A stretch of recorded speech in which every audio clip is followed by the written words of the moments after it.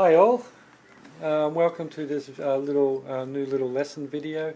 I thought today I'll just do a little chord transition and finger conditioning little exercise. It is actually one of the exercises in my uke drills book. If you don't have a copy of that book, I highly recommend you own a copy, because it's full of really good exercises to develop and increase your skill on ukulele. So it's a really good little book. If you go to trevorgollaghermusic.com, you'll find links to be able to find it. But anyway, enough promoting my book. What I thought we'll do today is a little exercise working with two chord shapes up and down the ukulele neck. And the first chord shape we're going to look at is an F7 chord, which is, if you put your fingers on your normal F shape that I'm sure you all know, then the other two strings that you actually don't have your fingers on, you want to place them down on the 3rd fret. So your ring finger goes on the 3rd string, 3rd fret, and your little finger goes on the C position. So 3rd fret, 1st string. So that's actually your F7. So let's just dismantle it and show you. That's one there, that one goes there, that one goes there, and then the little pinky goes down there. That's your F7 shape. So that's one shape we're going to use. The next shape we're going to use is what we call the true sort of A7 shape. And that is, we put our index finger on the 4th string, 2nd fret. So that's like your A minor chord. Then we're going to bring our ring finger onto the 2nd string on the 3rd fret, and then the other two fingers, just like with the F7, we're going to place on the next fret up on those two strings we're not touching. So we're going to go onto the 3rd string and also the 4th string on the 4th fret. So it's got that shape, and that's A7. So that's F7, A7. So those two chord shapes are really important to learn. Now once you start developing your playing beyond all the open chords down here on your first 3 frets, and you start playing what we call chord inversions of those chords you know down here, up the neck, then it's really important. Those two shapes are used so much in a lot of the chords further up the neck, as well as many other shapes, but these two are really, really important, because if I played that F7 shape and actually brought that up to starting on the 3rd fret, that's actually a G7. But anyway, we're not really here to show you the different names of what all these chords are. As you probably would have learnt from other videos that I've done, that once you know a true chord shape, if you move up the fretboard 1 fret at a time, it basically follows the chromatic scale. So if that's an F7, that's got to be a G flat 7, and then that's a G7, and so on up the neck.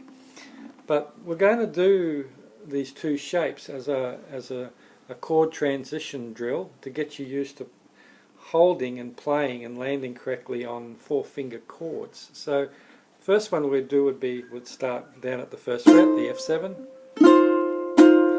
Then we come up 1 fret and make the A7 shape. Then we come up 1 more fret and make that F7 shape again. In this case it'll be a G7. Come up 1 more fret and we do that A7 shape again. So we're just going to move 1 fret at a time and keep changing between that original F7 shape and that original A7 shape. So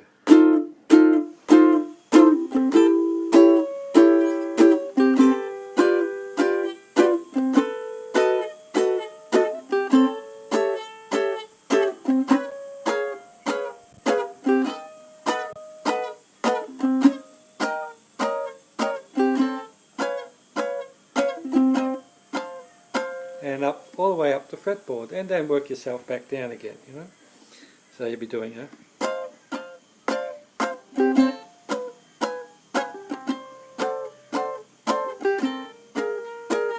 and so on and so on. So it's this shape. Once again, the F7 shape is if I put my fingers in the traditional first F chord you ever learnt to play, so that is second string, first fret with your index finger. Ring finger goes on fourth string, second fret. And then the other two strings you're not touching, you use the ring finger on the third string and your little finger on the first string on the next fret up. So you're using 3 frets. So I don't know if you can see how I'm holding that.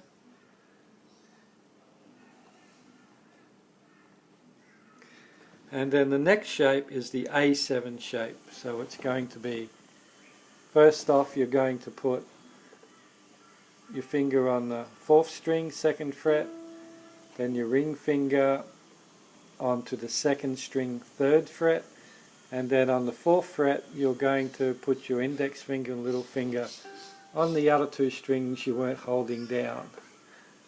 So it's going to be like, so the chord shape will look like that in the end. And that's your A7 shape. So as I mentioned, we're just going to go up the fretboard 1 fret at a time, changing between those 2 shapes. So F7, A7, G7,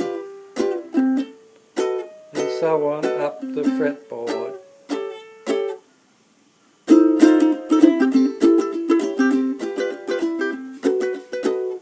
And up and down, you can go down.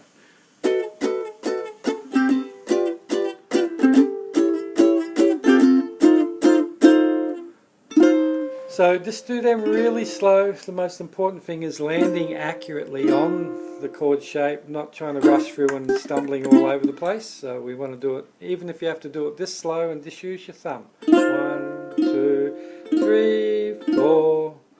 1, 2, 3, 4. 1, 2, 3, 4. 1, 2, 3, 4. 1, 2, 3, 4. 1, 2, 3, 4, and so forth, and down again, you know.